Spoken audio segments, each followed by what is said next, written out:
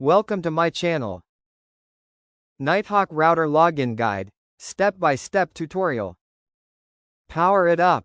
Plug the router into power and make sure it's on. Obvious, I know, but you'd be surprised how many times people skip the basics and then panic when nothing loads.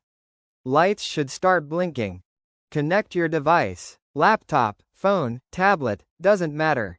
You can connect via Wi-Fi, look for the default SSID printed on the label underneath the router, or use an Ethernet cable straight into the back. Wired is faster and less headache if you've got the option. Open a browser. Open a browser. Chrome, Firefox, Edge, whatever you use.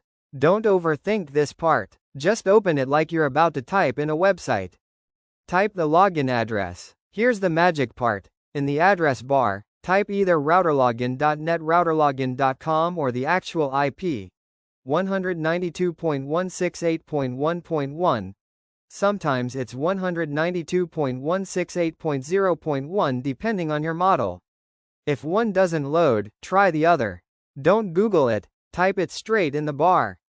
Hit enter and wait. You should land on the Netgear login page. If you get a "site can't be reached" error, double check you're connected to the router's network. 90% of the time that's the issue. Enter login details. Default username is admin. Password is usually password. Again, check the sticker on the router. Sometimes ISPs change it. If you've logged in before and changed it but forgot, well, you're either guessing or doing a reset. Change the default password, seriously. Once you're inside, change that password. Do it right away. Everyone and their dog knows admin password. A strong one saves you a future headache. Explore the dashboard. Now you're in the control panel. This is where you tweak Wi-Fi names, set guest networks, update firmware, block freeloaders, basically everything. Poke around, but don't flip switches you don't understand. Log out when done. Not mandatory, but it's good practice.